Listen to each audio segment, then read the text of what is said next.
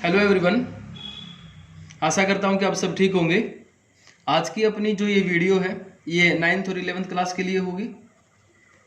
9th और 11th class में हमने जो पहले जो 3 चैप्टर हैं इंडिया की यूनिट के वो कंप्लीट कर लिए हैं। आज हम पढ़ने वाले हैं जलवायु। अपना अलग जो चैप्टर है वो शुरू हो गया है।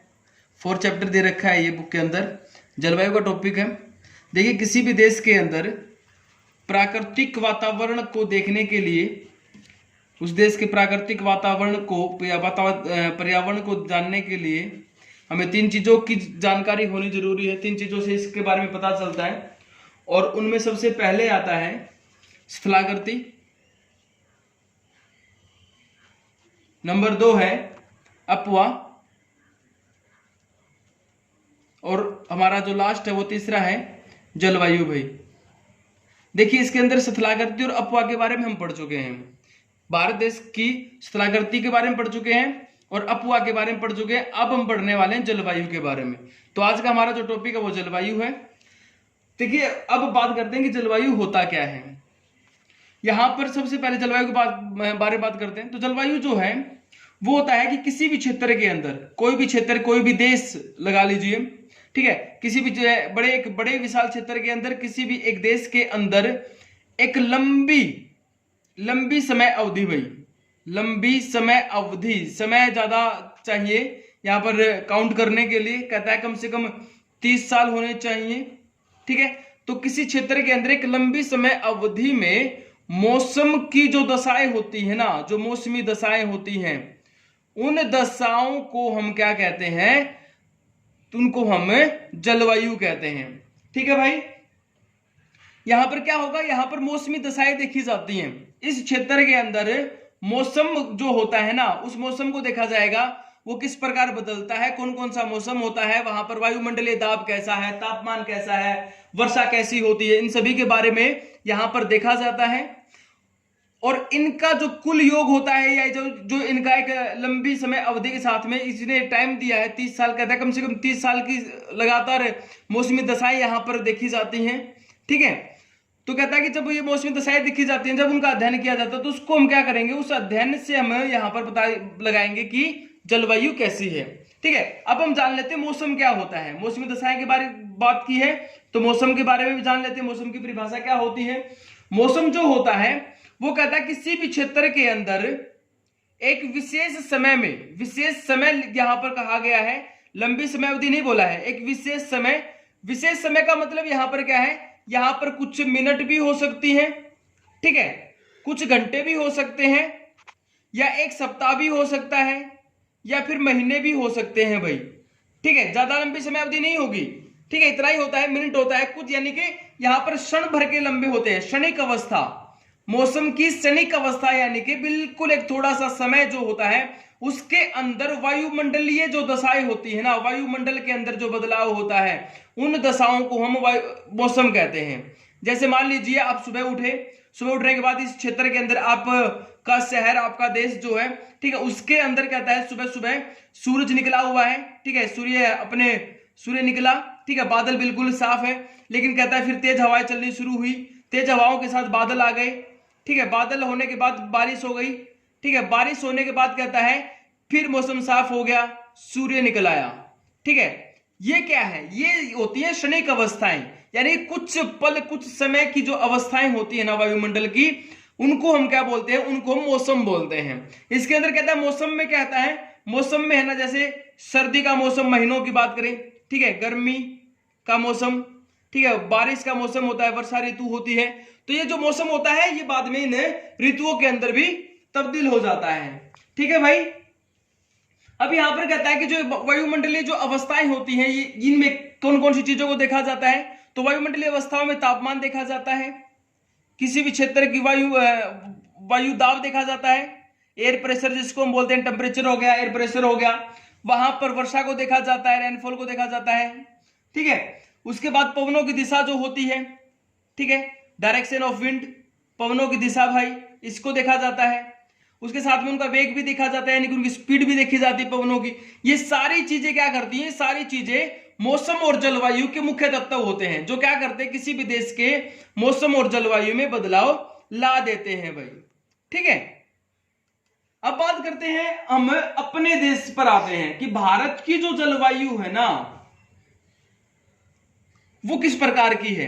भारत की जलवायु की भी बात कर लेते हैं। इस वीडियो में ना हम सिर्फ और सिर्फ जलवायु और मौसम का जो बेसिक कंसेप्ट है ना उसको समझने की कोशिश कर रहे हैं भाई, ठीक है। तो यहां पर क्या भारत की जलवायु के बारे में हमेशा लिखा जाता है कि भारत की जलवायु मानसूनी जलवायु है, ठीक है, मानसूनी जलवायु। अगर इसे विस्तार से लिखा जाए तो लिखा जाता है कि उष्णकटिबंधीय मानसूनी जलवायु है, उष्णकटिबंधीय मानसूनी जलवायु लिखा जाता है, ठीक है। अब यहां पर क्या है कि जो मानसून है ना, ये मानसून क्या है, मानसून जो है ना भाई, ये मानसून अरबी भाषा का शब्द से इसकी उत्पत्ति हुई है। अरबी भाषा का एक शब्द है, वहां से ये बना है, और वो शब्द है मौसम, ठीक है, मौसम शब्द है। और यहां पर जो मौसम है ना, ये मौसम को दिखाता है, ठीक है, मौसम को दिखाता है। और मौसम का मतलब पता है क्या होता है, पवनों की दिशा का मौसम के अनुसार बदल जाना। जो पवनों की जो दिशा होती है, पवनों की दिशा का मौसम के अनुसार बदल जाना, मौसम के अनुसार पलट जाना, ठीक है। जैसे हमारे देश के अंदर गर्मियों में जो पवनें चलती है ना, वो समुद्र से और स्थल की ओर चलती हैं। जैसे सर्दी आती है, हमारे यहाँ पर जो पवनें चलती हैं वो स्थल से समुद्र की ओर चलना शुरू कर देती हैं, ठीक है। तो यहाँ पर क्या कह रहा है, यहाँ पर कहता है कि मौसम के अनुसार पवनों की दिशा जो बदल जाती है ना, उसी को मौसम कहते हैं और उसी को मानसून कहते हैं। और भारत की जलवायु को इसीलिए मानसूनी जलवायु कहा जाता है क्योंकि भारत के अंदर जैसे ही मौसम में परिवर्तन होता है, पवनों की दिशा जो होती है ना भाई, वो बदल जाती है, ठीक है। अभी हमारे देश में आज मैं वीडियो बना रहा हूं, आज है 6 जून।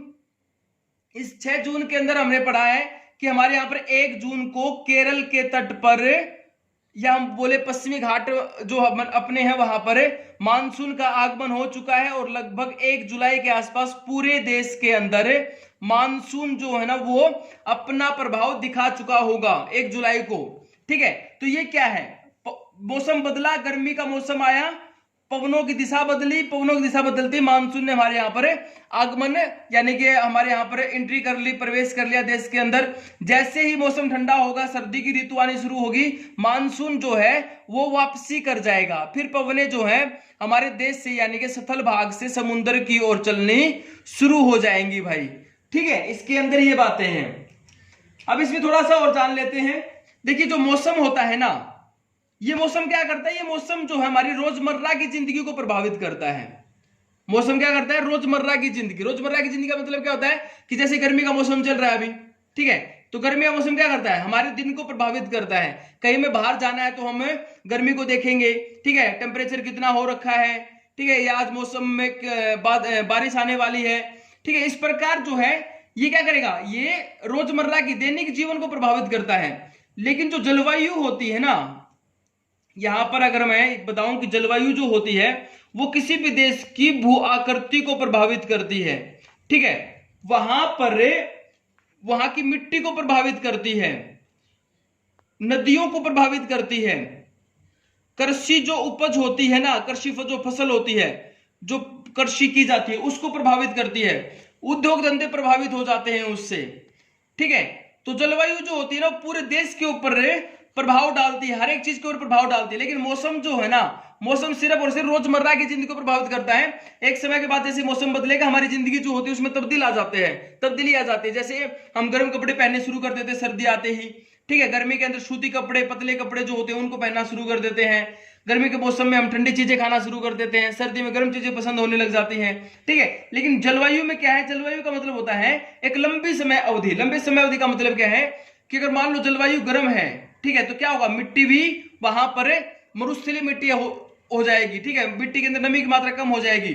उससे फिर क्या होगा, उससे वहां पर फसल कोई नहीं होगी, ठीक है, उद्योग धंधे वहां पर कम मिलेंगे, नदियां नहीं होंगी, ठीक है। तो इस प्रकार की जो चीजें हैं ये इनसे प्रभावित होती है भाई, ठीक है। इसमें वर्षा और तापमान का सबसे बड़ा योगदान होता है। वर्षा और जो तापमान होते हैं ना उसका बहुत बड़ा प्रभाव होता है यहाँ पर। देखिए किसी भी क्षेत्र के अंदर है ना, वर्षा की जो मात्रा होती है वो भी अलग अलग होती है, ठीक है। हमारा एक क्षेत्र तो ऐसा है जहां पर जैसे मेघालय के अंदर हम बात करें, वहां पर 400 सेंटीमीटर से भी अधिक बारिश होती है। ठीक है, मरुस्थल की बात करें तो 25 सेंटीमीटर से भी कम बारिश होती है। फिर उसके बाद अगर हम वर्षण की बात करें तो कहीं पर ये पानी की बूंदों के रूप में गिरता है। ठीक है, लेकिन अगर हम हिमालय पोर्शन की बात करें तो वहां पर जो है ये बर्फ के रूप में वहां पर गिरता है। तापमान की अगर मैं बात करूं तो अभी गर्मी के मौसम में हमारे यहाँ पर 45 डिग्री सेल्सियस टेम्परेचर चला जाता है, और राजस्थान के अंदर अगर हम मरुस्थल की बात करें तो 55 डिग्री सेल्सियस तक चला जाता है। लेकिन वहीं जम्मू कश्मीर में बात करें तो 20 डिग्री सेल्सियस मिलेगा गर्मी के मौसम में।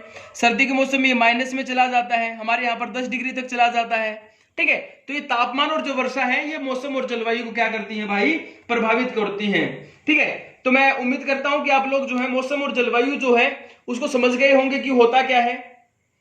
आगे आने वाली वीडियो के अंदर हम जलवायु को प्रभावित करने वाले जो कारक होते हैं उनके बारे में डिस्कस करेंगे। इस लेसन को बिल्कुल बारीकी से देखेंगे भाई, इस वीडियो को ध्यान से देखिए, बुक पढ़िए, और मैं उम्मीद करता हूं कि आप लोगों को समझ में आ गया होगा। Thank you.